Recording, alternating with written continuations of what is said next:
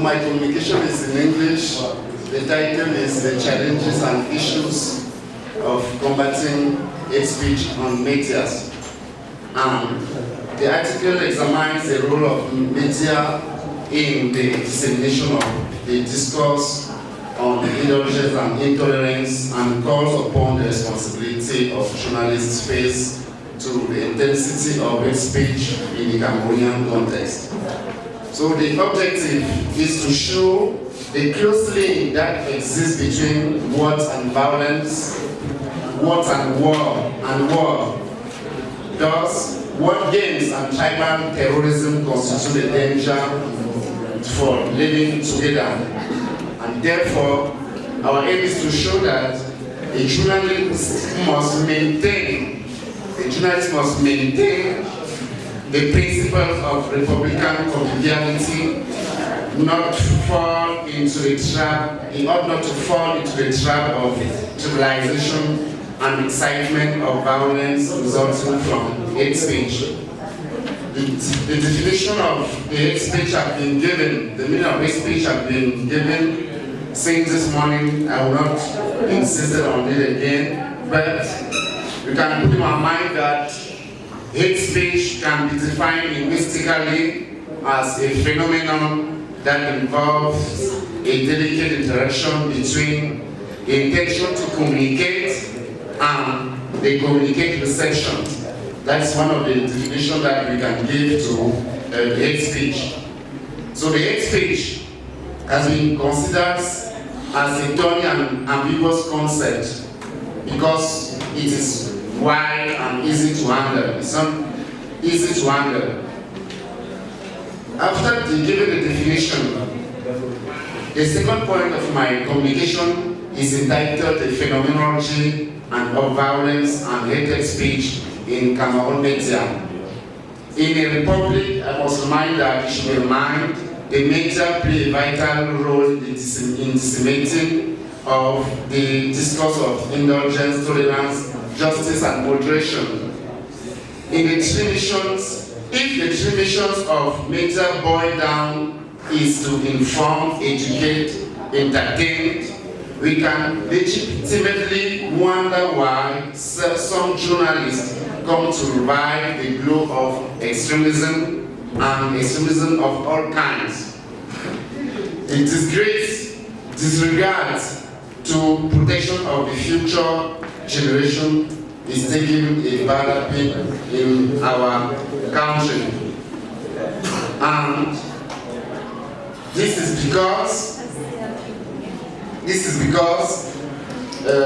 some journalists are focusing on their identity, and they undermines the unexpected functions of public service.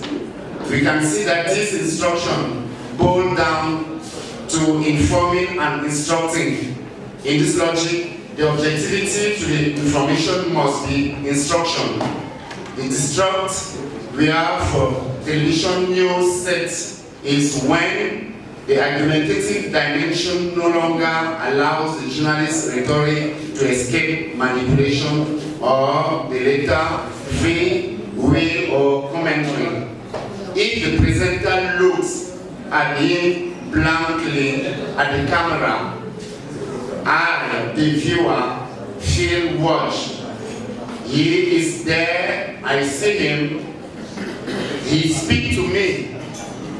But what does he actually say? You see, everything in his discourse is in the discourse or in the particular arrangement of the three fundamental orders of meaning defined by peace. The word, that is to say, the language, the image, that is to say, the order of analogy, the icon and the contact, that is to trust. When we come to our own context, the media context in our country, you will see that we have a lot of manipulation. Among our seductive journalists, the secret is on knowledge. It is both hidden, that I'm talking about the secret.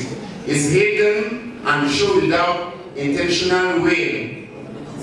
And television discourse in this logic does participate in the destruction of the reality through the need of spectacle. A sophistical communication device unrelated to democratic discussion pollutes the media universe or restores the journalistic ayatollah. And when I talk about journalistic ayatollah, I mean a sort of extremism which undermines Republican interpretation.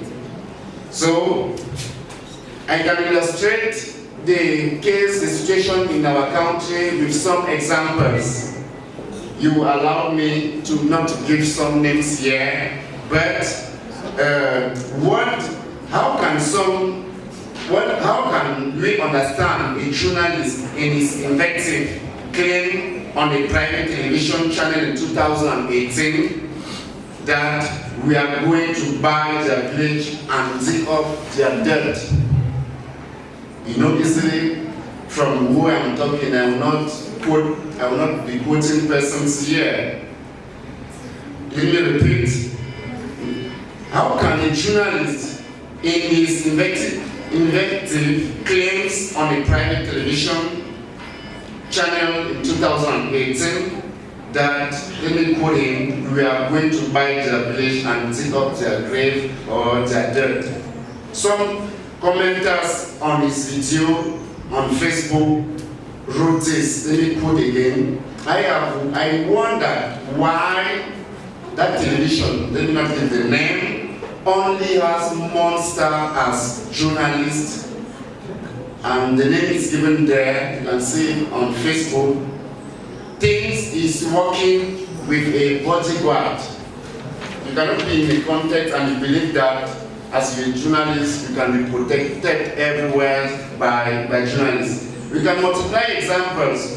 Another journalist will be talking about the need for the government to delatize the English speakers in Cameroon. We can also give another example of a newspaper talking about the arrestation of the members of the CRM from their faces. That's what another newspaper has been doing. And we can illustrate with another journalist who is calling the youth of his area, community area, Ekang area, to support him. Is a journalist belonging to his community? I think a journalist is most characterized by the Republican values and the need to respect his deontology. After giving those illustrating, the last point of our communication is to give strategy to get out from the chaos.